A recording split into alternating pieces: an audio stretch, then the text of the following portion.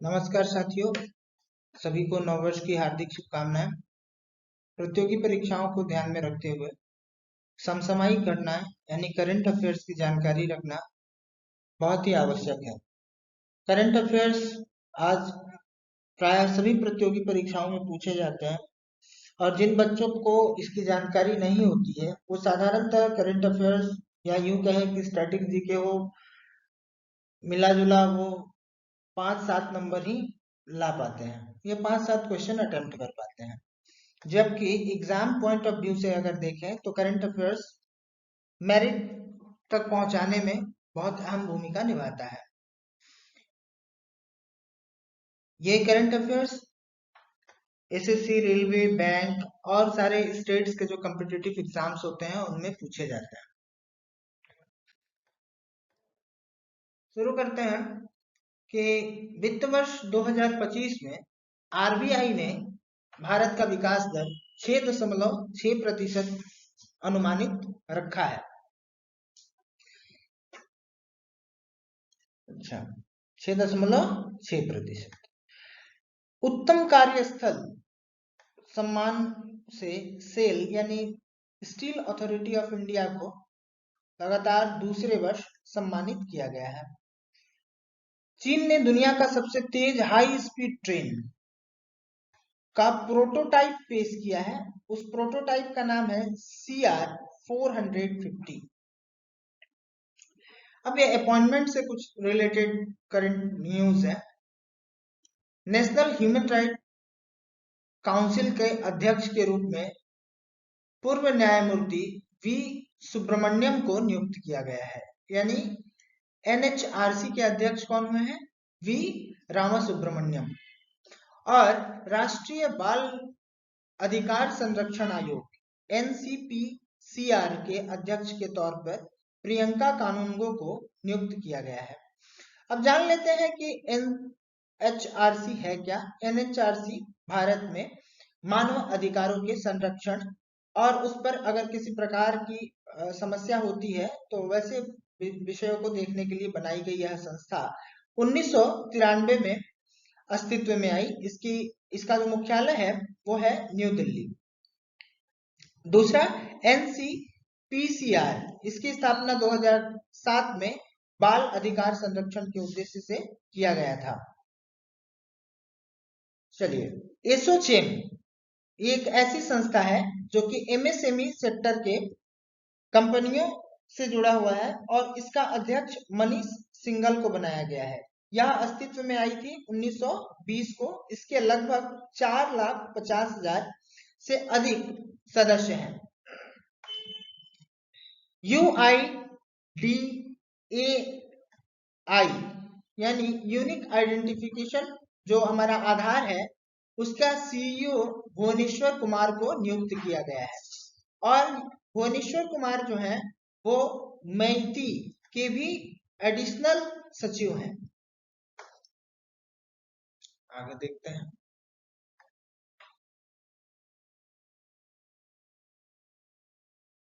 इसरो ने अंतरिक्ष डॉकिंग के लिए ऐतिहासिक स्पेडेक्स मिशन लॉन्च किया। ये स्पेडेक्स मिशन जो है वो PSLV C60 के द्वारा लॉन्च किया गया।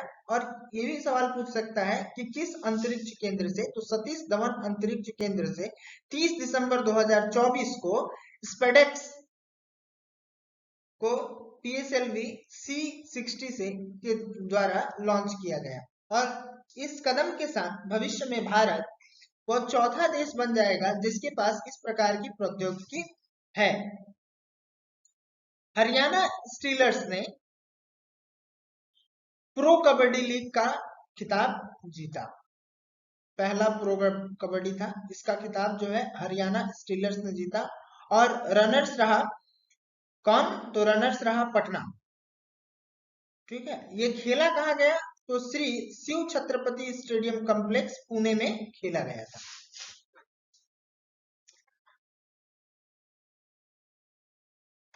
केरल ने senior national men's handball championship जीता। ठीक है,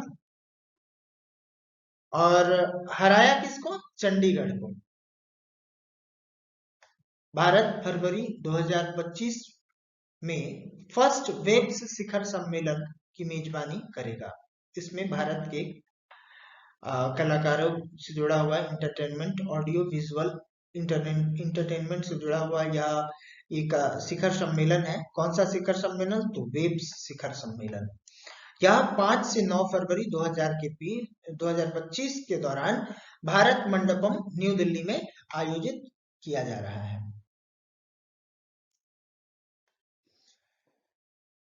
एग्जाम्स में सीईओ और एमडी के बारे में पूछा जाता है। तो गूगल के और अल्फाबेट के जो सीईओ हैं वो सुंदर पिचाई हैं, माइक्रोसॉफ्ट के सीईओ सत्य नडेला हैं, तथा आईबीएम के सीईओ अरविंद कृष्णा। इस तरह से यहाँ पे आप देख सकते हैं कि एलआईसी के जो सीईओ हैं वो सिद्धार्थ मोहंती हैं। नेटिव के सीईओ जॉर्ज कुरियन हैं। ऐसे ही आप सभी से कहना चाहूंगा कि फेसबुक हो गया, इसका सीईओ कौन है, अमेजन का सीईओ कौन है, फ्लिपकार्ट का कौन है, ये जानकारी रखना आवश्यक है। ख्वाजा मोइनुद्दीन चिश्ती का 813वां उर्स मनाया गया इस वर्ष। जसप्रीत बुमराह ने इतिहास रचा, बने सबसे तेज 200 टेस्ट विकेट लेने वाले गेंदबाज।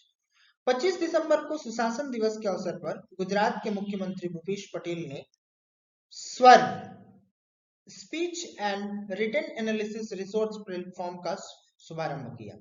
भारतीय नौसेना ने पेंगोंग त्योस में छत्रपति शिवाजी की प्रतिमा का अनावरण किया। यह प्रतिमा 14,300 फीट की ऊंचाई पर स्थित है। यह क्या संदेश देता है? भारत की सीमा पर सुरक्षा के प्रति अटल प्रतिबद्धता का प्रतीक है। यह कौन सा? छत्रपति शिवाजी का प्रतिमा कहाँ स्थापित किया गया है? पेंगोंग त्सोंग में। निधन पे आते हैं तो अमेरिका के पूर्व राष्ट्रपति जिमी कार्टर का निधन हो गया, जो कि नोबेल पुरस्कार विजेता भी थे। अमेरिका ने 250 साल बाद वाइल्ड ईगल को राष्ट्रीय पक्षी घोषित किया। रक्षा मंत्रालय ने सुशासन दिवस के अवसर पर राष्ट्र पर्व वेबसाइट और ऐप लॉन्च किया। तो पूछ सकता है कि राष्ट्र पर्व वेबसाइट और ऐप किसने लॉन्च किया? तो मिनिस्ट्री ऑफ डिफेंस ने लॉन्च किया। इस वर्ष 2025 में गणतंत्र दिवस का जो थीम है वह स्वर्णिम भारत विरासत और विकास 2025 रखा गया है। इस वर्ष के गणतंत्र दिवस में 15 राज्य और केंद्र शासित प्रदेश के झांकियां प्रदर्शित की जाएगी। उसमें चयनित प्रदेश जो है वो आंध्र प्रदेश, चंडीगढ़, बिहार, गोवा, गुजरात, हरियाणा, झारखंड, कर्नाटक, मध्य प्रदेश, पंजाब, त्रिपुरा, उत्तर प्रदेश, उत्तराखंड और पश्चिम बंगाल है। अब ये जानना चाहिए कि गणतंत्र दिवस किस स्थान पर हमारे देश में, कहां से मतलब इसको मनाया जाता है, ये परेड कहाँ आयोजित की जाती है? तो पहले जिसको राजपथ कहते थे उसका नाम बदलकर कर्तव्य पथ कर दिया गया है। वहीं पर गणतंत्र दिवस का समारोह आयोजित होगा।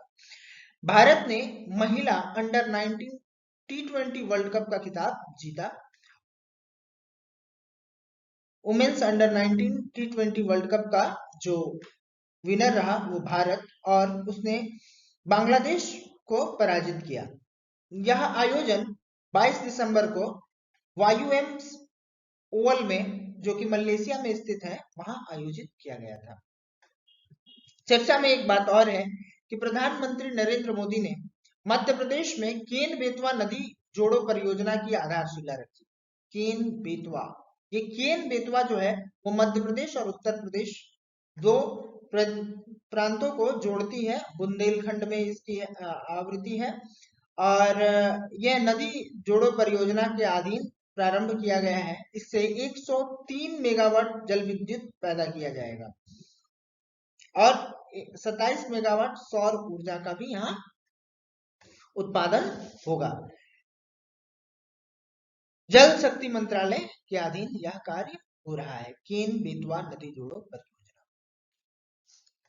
पीएम मोदी को कुवैत के सर्वोच्च नागरिक सम्मान से सम्मानित किया गया। इस सम्मान का नाम है award of Mubarak Al Kabeer, award of Mubarak Al Kabeer, यह कुवैत का सर्वोच्च नागरिक सम्मान है। किसने दिया? तो कुवैत के अमीर शेख मशाल अल अहमद अल जाबेर अल सबह द्वारा यह पुरस्कार मोदी जी को दिया गया। कुवैत के सर्वोच्च नाइटहुड जिसे दिया जाता है राज परिवारों को, विदेशी संप्रभुओं को, ठीक है। इसके पहले bill Clinton, Prince George Bush इत्यादि को यह पुरस्कार मिल चुका है। इसके साथ ही मोदी जी का, हमारे देश के प्रधानमंत्री का ये कुवैत दौरा पहला दौरा रहा। धन्यवाद।